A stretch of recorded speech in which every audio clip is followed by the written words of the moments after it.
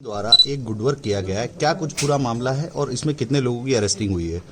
थाना क्षेत्र मोहनलालगंज और जो एसओजी की टीम है, जोनल टीम, उनके द्वारा गुड वर्क किया गया है। एक जहर खुरानी गैंग है, उस गैंग को बस्ट किया गया है और उस गैंग से संबंधित 3 अभियुक्तों को गिरफ्तार किया गया है।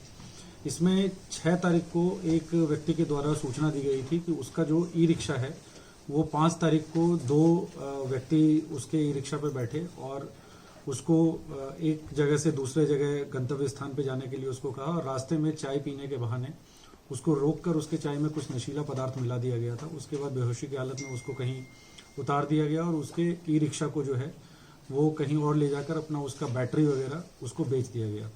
तो इस पूरे प्रकरण के लिए 2 टीमें लगाई गई थी और इसमें 100 से ज़्यादा सीसीटीवी फुटेज खंगाले गए थे और टेक्निकल और मैनुअल दोनों की सहायता से इन अपराधियों को चिन्हित किया गया, फिर उनको गिरफ्तार किया गया है। इन तीनों के नाम हैं संगम, पंकज कश्यप और संदीप उर्फ भूरा।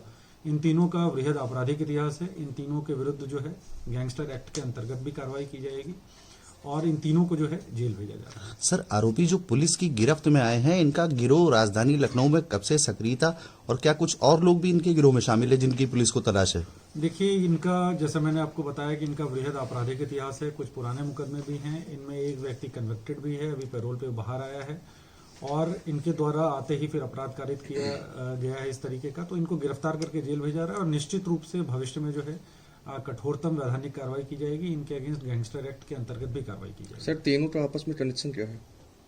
देखिए, ये जो तीनों हैं, ये इंटरेस्टिंग चीज है कि अलग अलग थाना क्षेत्र के रहने वाले हैं और तीनों एक समय में ही जेल में थे। तो जेल में ही इनकी दोस्ती हुई और बाहर आने के बाद फिर इन्होंने योजनाबद्ध तरीके से जो है इस तरह के अपराध को अंजाम दिया। सर, राजधानी लखनऊ के अलावा क्या बाहर भी ये कोई घटनाओं को अंजाम दिए हैं?